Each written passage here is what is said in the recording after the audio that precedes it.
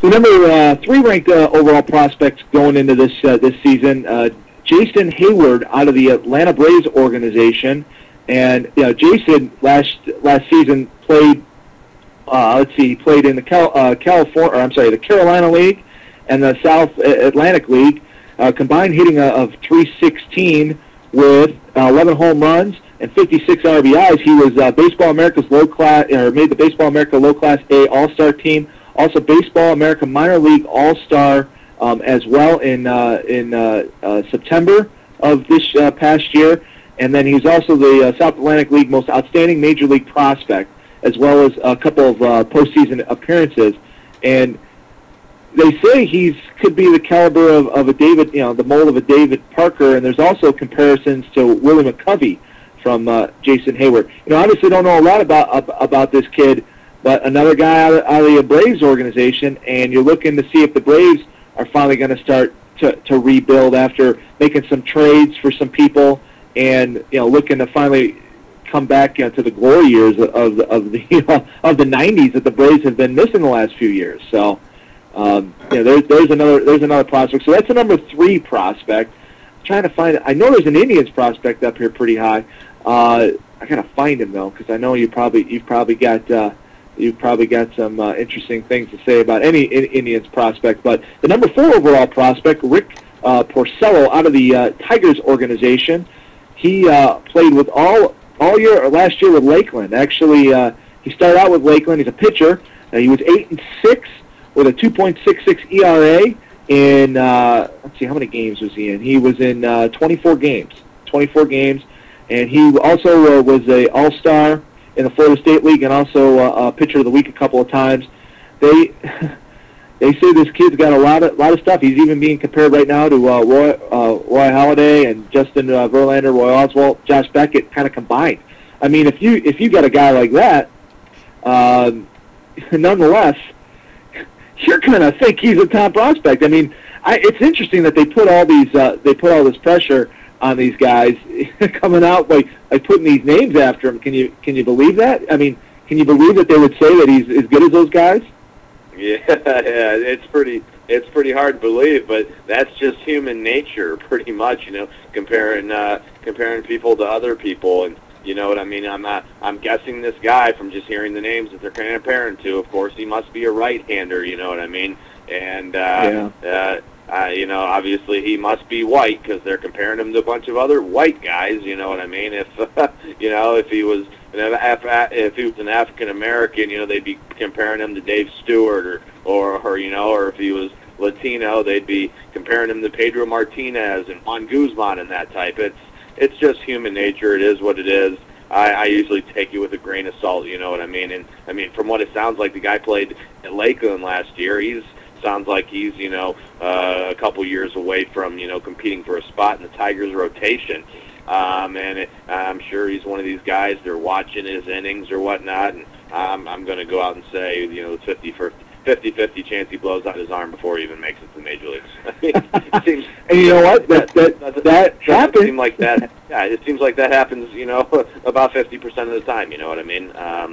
So yeah, but that's definitely a name to keep an eye on. Yeah, but those are lofty comparisons. That's a lot for a kid to live up to. Running through some of these other names, I'm going to jump to the number 11 overall prospect.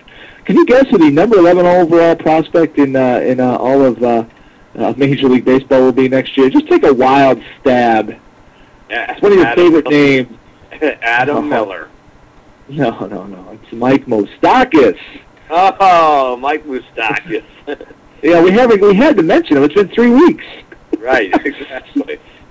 We had to talk about him, but so they talked a little bit about him as well. I'm trying to find that Cleveland dude, man. It's ticking me off. Let's see. I'll run through the names. We talked about. We got Madison Bergamez, Travis Snyder, Alcides Escobar, Nafi Feliz, Colby Rasmus. Some of these guys we've actually had on the show, believe it or not, thanks to our buddy Todd Newville, who is not with us today, but nonetheless, We've had some of these guys on the show at one point, believe it or not, which is kind of cool for us. These guys actually do move up. Mike Moustakas, Andrew McCutcheon, Brett Anderson, Matt Laporta, Dexter Fowler. Matt Laporta, that's the one you were probably looking for. Oh, because you got him in the Sabathia deal. Yeah, so Matt Laporta. It seems like he's going to open up the year. He's another one of these guys. I don't know why he's not going to be our opening day right fielder, but he won't be. They're going to open him up at Class AAA Columbus. You know what I mean? Even though he's 24, I think he might even be 25 by the time spring training rolls around. You know what I mean? The next thing you know, he'll be eligible to collect his pension, and he'll still be in AAA. Isn't that the way it always is? With the Indians? Yeah, with the tribe. I mean, that's just nuts.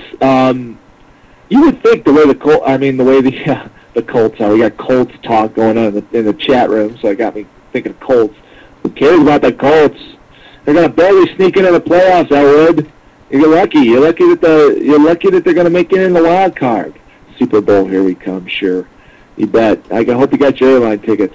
Anyways, I don't mind if we talk about football, but we're talking about baseball. So, nonetheless, what I was going to say about the Indians organization, though, where they're at right now, where they're at as an organization, you would think they would go young.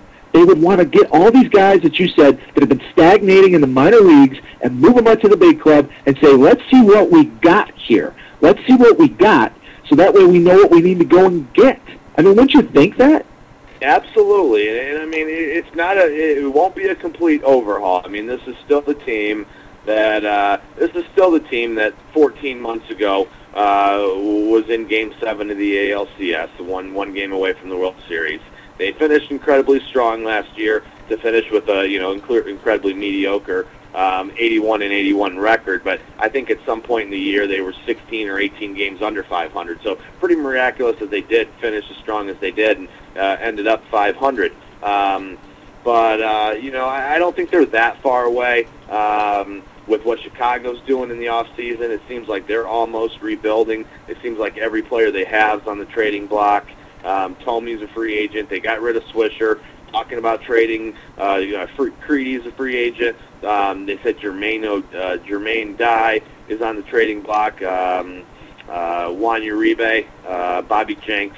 I mean, I don't know what the White Sox are doing either, but obviously the Twins will be there. The Tigers, who knows with Tigers? They were one of the biggest disappointments in baseball last year too. They're cutting payroll, but I don't think the Indians are that far away, especially if they get some guys back to 06, 07 offensive form with Victor Martinez and Travis Hafner. So I don't think they're that far away, but there are some pieces that they need.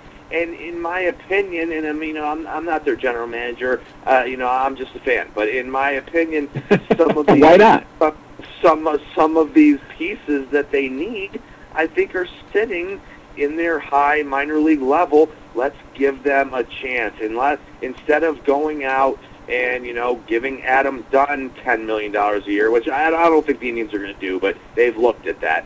Instead of giving Adam Dunn $10 million a year to play left field, let's give Laporta a chance. You know what I mean? I don't know. Yeah, I agree. I don't think the Indians are that far away. A lot of their players are still young. I don't know any of their regular position players that are much older than 30. I think Victor Martinez might be 30, 31, Hafner 31, 32. Sizemore still in his mid-20s. Peralta and Cabrera, they're not that old of a team. They don't need to completely rebuild. They just need a couple pieces here and there. And but I think they already have these pieces. All they have to do is look down to Columbus or Akron. I think the pieces are there.